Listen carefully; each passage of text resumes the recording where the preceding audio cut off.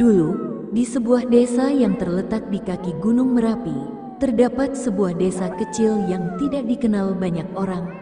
Desa itu tersembunyi di balik hutan lebat dan hanya bisa dijangkau dengan jalan berbatu yang berliku.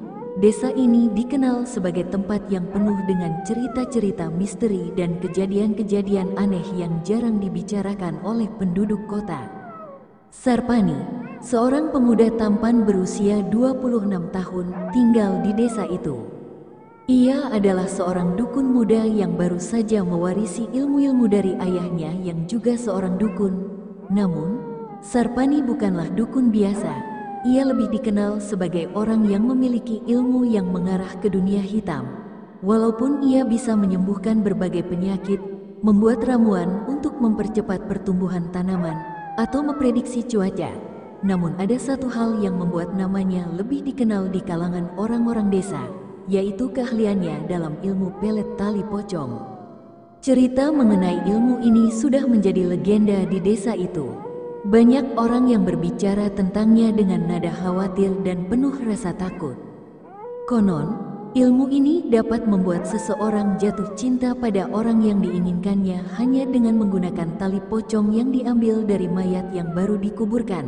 Tali pocong yang terikat pada jenazah saat pemakaman dipercaya mengandung kekuatan gaib yang bisa mengikat jiwa seseorang. Menggunakan tali pocong tersebut berarti mengikatkan takdir dua orang dalam sebuah cinta yang terlarang. Cinta yang dibayar dengan harga yang sangat mahal. Sarpani, meskipun dikenal sebagai orang yang baik hati dan tidak pernah menyakiti orang lain, merasa cemas. Setiap malam, saat angin malam berbisik melalui jendela kamarnya, ia merasa ada sesuatu yang mendekat. Tapi itu bukan sekadar ketakutan biasa. Sarpani merasa ada kekuatan yang menguasainya, kekuatan yang datang dari rasa sakit hati yang mendalam. Aku tak bisa terus begini, pikir Sarpani saat ia mengingat kembali perasaan yang membuatnya gelisah. Sarpani jatuh cinta pada seorang gadis cantik dari desa itu, Raras. Raras adalah putri dari kepala desa, seorang gadis yang terkenal karena kecantikannya yang menawan hati setiap pemuda di desa. Namun, di mata Sarpani, Raras adalah lebih dari sekadar gadis cantik. Ia adalah bintang yang bersinar dalam hidupnya, yang membuat dunia ini terasa lebih berarti. Tetapi, Raras memiliki tunangan, Bagas, seorang tentara muda yang gagah. Ketika Sarpani pertama kali bertemu dengan Raras, ia sudah merasa ada ikatan kuat di antara mereka. Namun, ia tidak bisa mendekati Raras dengan cara yang baik. Karena status sosial mereka yang berbeda, Sarpani tahu bahwa Raras hanya bisa melihatnya sebagai teman biasa, jikapun bukan hanya sebagai seorang dukun muda yang sering dianggap rendah oleh sebagian orang. Ia merasa ia tidak akan pernah bisa menggantikan posisi Bagas, tunangan Raras yang lebih kaya dan lebih berkuasa darinya. Aku harus mendapatkan hatinya, gumam Sarpani pada dirinya sendiri. Bagaimana caranya? Kalau bukan dengan ilmu yang ada dalam genggamanku. Suatu malam, saat hujan deras mengguyur desa, Sarpani memutuskan untuk menemui Mbah Dargo, seorang dukun tua yang tinggal di pinggiran desa. Mbah Dargo adalah orang yang sudah lama dikenal karena memiliki pengetahuan tentang berbagai ilmu hitam dan ilmu gaib yang sangat dalam. Sarpani tahu bahwa Mbah Dargo adalah satu-satunya orang yang bisa memberinya petunjuk tentang cara menggunakan pelet tali pocong. Mbah Dargo tinggal di rumah kecil yang terbuat dari bambu, terletak jauh dari pemukiman penduduk desa. Rumahnya dikelilingi oleh tanaman merambat yang lebat dan berbau harum, bunga yang hanya mekar saat bulan purnama. Ketika Sarpani sampai di rumah Mbah Dargo, ia mendapati pintu rumah itu terbuka. Dan suara angin malam yang berdesir terdengar seolah berbisik. "Mbah, aku butuh bantuanmu," ujar Sarpani dengan suara yang hampir tak terdengar, seperti takut jika ada yang mendengarnya. Mbah Dargo, seorang pria tua berambut panjang dan kumuh, keluar dari balik pintu dan memandang Sarpani dengan tatapan tajam.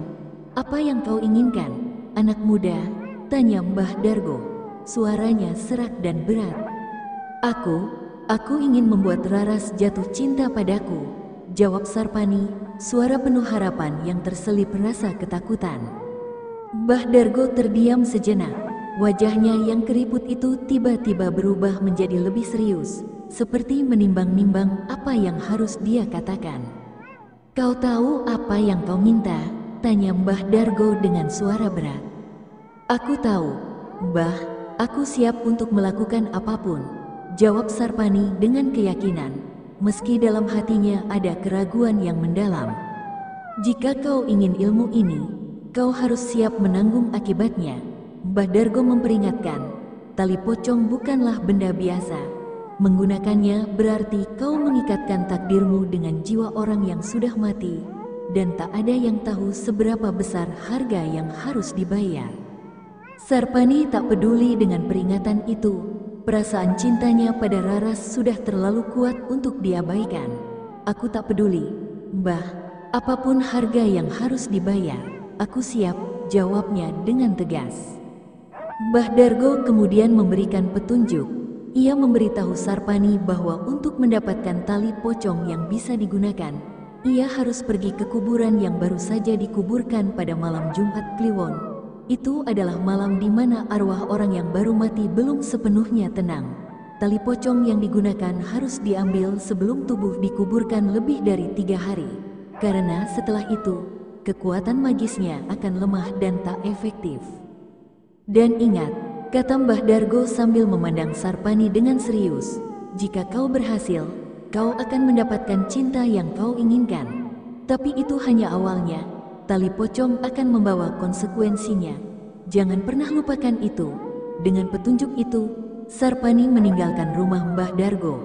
Langkahnya terasa berat, seperti ada beban besar yang harus ditanggung. Namun, ia sudah bertekad, apapun yang terjadi, ia harus mendapatkan cinta Raras. "Aku akan melakukan apapun," tekadnya dalam hati. Setelah pertemuannya dengan Mbah Dargo, malam itu Sarpani merasa dirinya diliputi perasaan yang tidak bisa dijelaskan. Dalam hatinya ada rasa takut, tetapi juga dorongan kuat untuk menjalankan apa yang sudah ia tentukan. Cinta itu, cinta yang seolah tak pernah bisa diraihnya, kini terasa begitu dekat. Ia memikirkan Raras, gadis cantik yang menjadi pusat perhatiannya. "Aku akan mendapatkannya, apapun caranya," tekadnya, sambil melangkah keluar dari rumah Mbah Dargo. Pagi berikutnya, Sarpani mempersiapkan diri untuk perjalanan yang akan mengubah hidupnya. Ia meminjam cangkul dari tetangganya dan memasukkan beberapa peralatan ke dalam tas kulit tua milik ayahnya. Setelah berpamitan dengan ibunya yang masih tidur, ia pergi menuju arah pemakaman desa, melewati jalanan berbatu yang basah oleh hujan. Cuaca semakin gelap, meski matahari baru saja muncul, karena awan tebal menyelimuti langit. Sarpani tahu, ini adalah hari yang sangat penting, hari yang akan menentukan seluruh hidupnya. Tiba di pemakaman, Sarpani melihat suasana yang sangat sunyi, seolah kuburan-kuburan itu menunggu sesuatu yang besar terjadi. Di kejauhan, ia melihat beberapa makam baru yang baru saja digali. Itu adalah petunjuk bahwa ada satu kuburan yang masih segar, tempat di mana ia akan mengambil tali pocong yang disebut-sebut Mbah Dargo. Hati Sarpani berdegup kencang. Ini adalah malam Jumat Kliwon, waktu yang sangat kuat menurut orang-orang tua di desanya. Ia merasa seolah ada mata yang memandangnya dari kegelapan, namun ia mencoba menepis perasaan itu. "Tidak ada yang bisa menghalangi aku," gumamnya, berusaha menenangkan diri. Sarpani menggali dengan hati-hati di salah satu makam yang baru saja dikebumikan 2 hari sebelumnya. Dengan setiap gerakan cangkul, ia merasa semakin dekat dengan tujuan gelapnya. Perlahan, tanah itu mulai terbuka, dan saat akhirnya ia menemukan tubuh yang terkubur. Rasanya seperti dunia terhenti sejenak. Mayat itu adalah seorang perempuan tua yang baru meninggal, namun tubuhnya sudah mulai membusuk. Meskipun demikian, tali pocong yang terikat di kakinya masih utuh, tak tergerus oleh waktu. Ia menarik tali itu dengan hati-hati, namun saat tangannya menyentuhnya, seolah ada arus listrik yang melesat ke tubuhnya. Rasanya sangat dingin, dan ada sebuah bisikan yang samar-samar terdengar dari dalam tanah. "Jangan ambil aku." Suara itu terdengar sangat lemah, namun cukup jelas untuk membuat bulu kuduknya berdiri. Namun, Sarpani tidak menghiraukan peringatan itu. Ia menarik tali pocong tersebut, menariknya lebih kuat hingga tali itu terlepas dari tubuh mayat. Segera, ia menyelipkan tali pocong itu ke dalam tasnya, dan dengan langkah cepat ia kembali pulang, seolah ada sesuatu yang mengejarnya. Hujan semakin deras, menambah suasana mencekam yang menyelimuti perjalanan pulangnya. Sesampainya di rumah, Sarpani segera menuju kamarnya. Ia menatap tali pocong itu dengan penuh rasa takut dan takjub. Ilmu hitam ini sudah ada di tangannya, dan ia tahu bahwa ia sudah berada di ambang pintu menuju sesuatu yang tidak bisa dibatalkan. Keberhasilan pertama itu membuat Sarpani tidak bisa tidur malam itu. Ia menunggu hingga tengah malam, saat Raras tidur di rumahnya. Ia sudah merencanakan segalanya dengan teliti, membawa tali pocong itu ke dalam kamar Raras tanpa sepengetahuan gadis itu. Sarpani meletakkan tali pocong di bawah bantal tempat Raras tidur, berharap bahwa cinta yang ia dambakan akan segera datang begitu tali tersebut menyentuh kulit Raras. Esok harinya, hal pertama yang membuat Sarpani tercengang adalah perubahan pada diri Raras. Saat ia terbangun pagi-pagi, ia mendapati gadis itu sudah berdiri di depan jendela, matanya kosong, dan wajahnya tampak berbeda. Tidak seperti biasanya, Raras tampak seperti sedang terhanyut dalam pikirannya sendiri. Ia tidak berbicara dengan siapapun, hanya berjalan menuju Sarpani dengan langkah pelan. "Aku ingin bersamamu, Sarpani," kata Raras dengan suara yang terasa aneh di telinga Sarpani. Suaranya seperti terbungkus dalam kabut, terdengar berat dan serak, seolah bukan suara Raras yang biasa ia kenal. Tapi di mata Raras, Sarpani melihat ekspresi yang tidak pernah ia lihat sebelumnya, sebuah cinta yang begitu mendalam, seolah ia adalah satu-satunya pria di dunia ini. Raras menatapnya dengan penuh harap, dan tanpa mengatakan apa-apa lagi, ia memeluk Sarpani. Untuk pertama kalinya, Sarpani merasa cinta yang ia idam-idamkan benar-benar ada. Namun, ada rasa cemas yang datang bersamaan dengan perasaan itu. Ada sesuatu yang salah, sesuatu yang sangat salah dengan semua ini. Hari demi hari, perubahan pada diri Raras semakin jelas. Ia mulai menjauhkan diri dari teman-temannya, bahkan dari tunangannya, Bagas. Tanpa alasan yang jelas, Raras mengabaikan Bagas dan lebih memilih untuk berada di samping Sarpani sepanjang waktu. Ia tidak makan dengan baik, tubuhnya semakin kurus dan pucat. Namun, meskipun fisiknya terlihat melemah, perilakunya justru semakin aneh. Suatu malam, ketika mereka berdua berada di rumah Sarpani, Raras tiba-tiba bangkit dari tiduran dan menghadap ke jendela. Matanya yang semula hangat dan penuh kasih, kini tampak kosong. Ia mulai tertawa, namun tawa itu bukanlah tawa yang biasa. Itu adalah tawa yang menyeramkan, seperti tawa yang datang dari dalam kegelapan yang terdalam. "Kau tak tahu apa yang telah kau lakukan, Sarpani," katanya dengan suara yang menggelegar. Sarpani merasa tubuhnya kaku. "Raras, apa yang terjadi padamu? Ini bukan kau." Ia berusaha mengguncang tubuh Raras, namun gadis itu hanya tertawa lebih keras. Dan saat itu, sesuatu yang aneh terjadi. Dari dalam tubuh Raras, terdengar suara berat yang keluar, bukan suara Raras, tetapi suara lain, suara yang sangat seram, seperti datang dari kedalaman tanah. "Aku datang untuk menuntut balas." Suara itu menggema, menimbulkan getaran di seluruh tubuh Sarpani. Raras jatuh pingsan setelah itu. Tetapi bukan Raras yang terbangun keesokan harinya. Gadis itu terbangun dengan mata yang gelap, seolah ia bukan lagi manusia. Ia berbicara dengan suara yang dalam dan serak. "Aku ingin kau merasakannya, rasa sakit yang lebih dari apapun." Sarpani akhirnya menyadari bahwa ia telah melakukan kesalahan besar. Tali pocong yang ia ambil, yang ia anggap sebagai kunci untuk mendapatkan cinta, kini telah mengikat jiwanya pada kekuatan yang jauh lebih besar dan mengerikan daripada yang bisa ia bayangkan. cinta yang ia dapatkan tidaklah murni, itu adalah kutukan yang datang dari dunia lain. Sebuah kutukan yang datang dari arwah yang tidak akan pernah tenang. Apa yang terjadi selanjutnya adalah sebuah cerita yang tak akan pernah bisa Sarpani lupakan. Setiap malam, suara perempuan yang tertawa dan menangis memenuhi rumahnya. Raras semakin berubah menjadi sesuatu yang tidak bisa dikenali lagi. Keberadaan tali pocong itu mengikat mereka semua dalam nasib yang penuh penderitaan. Dan Sarpani baru menyadari bahwa kekuatan yang ia panggil tak akan pernah membiarkan siapapun pergi begitu saja.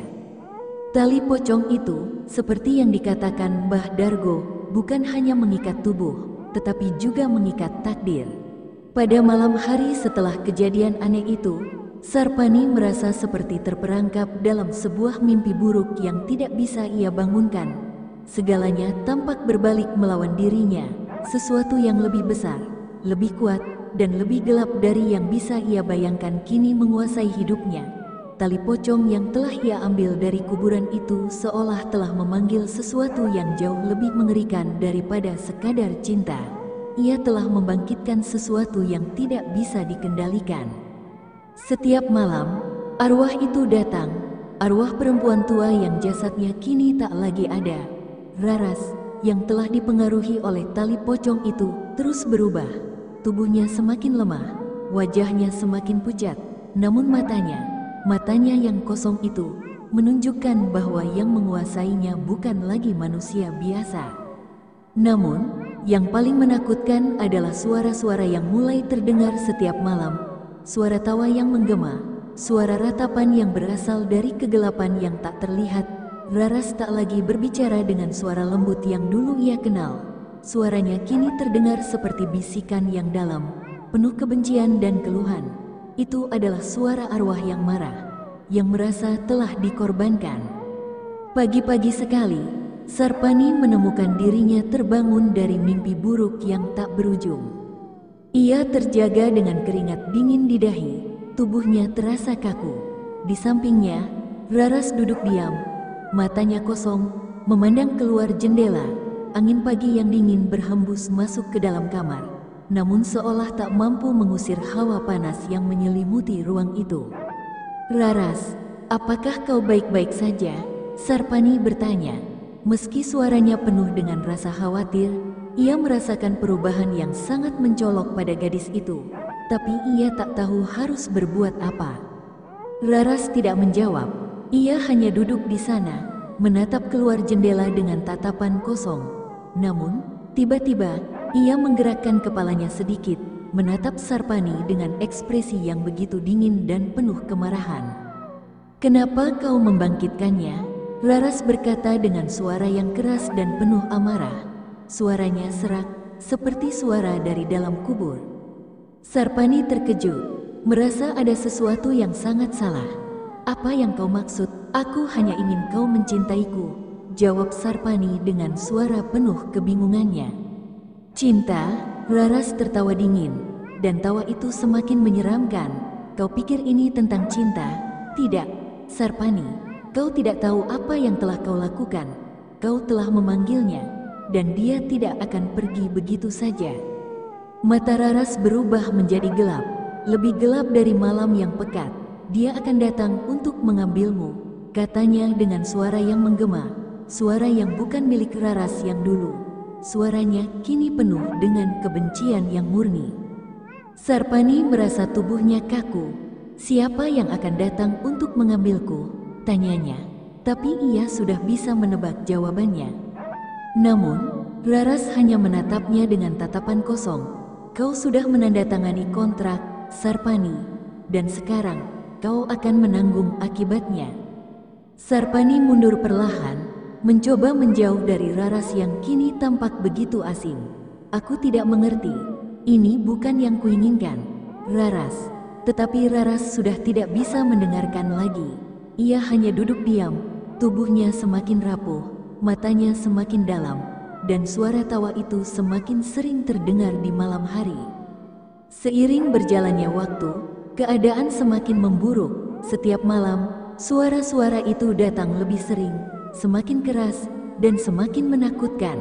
Kadang-kadang, Sarpani merasa seperti ada tangan-tangan tak terlihat yang menyentuh kulitnya, seolah arwah itu mencoba untuk menariknya ke dalam kegelapan.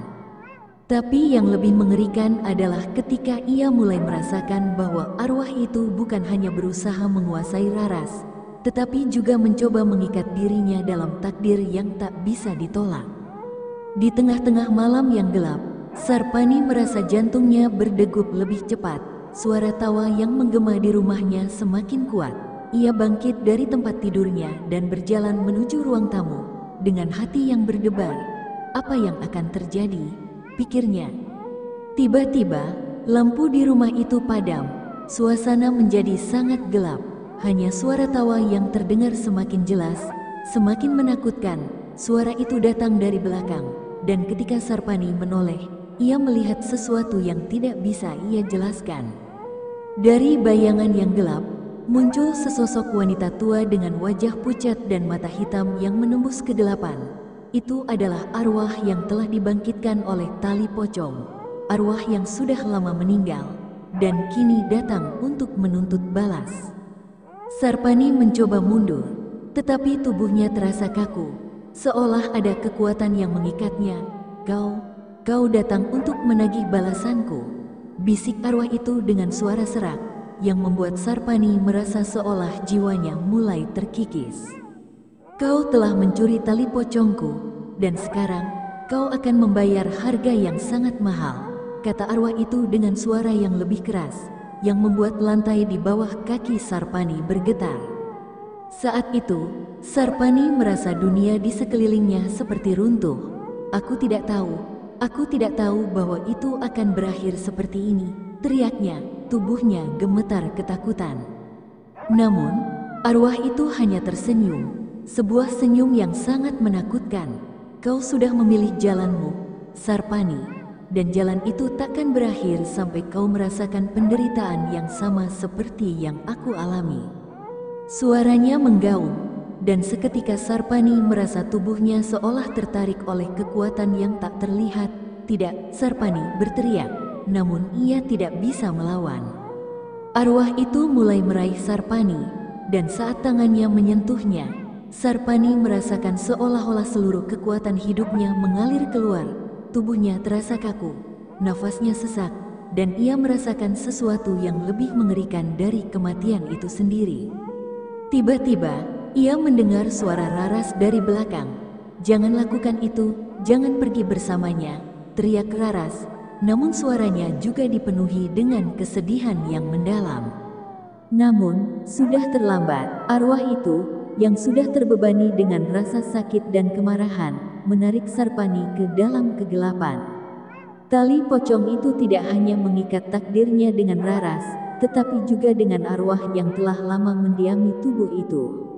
Saat Sarpani menghilang ke dalam kegelapan yang total, suara tawa dan ratapan semakin keras, menggema hingga ke ujung desa. Semua yang mendengar itu tahu bahwa sudah ada korban baru dalam cerita legendaris pelet tali pocong.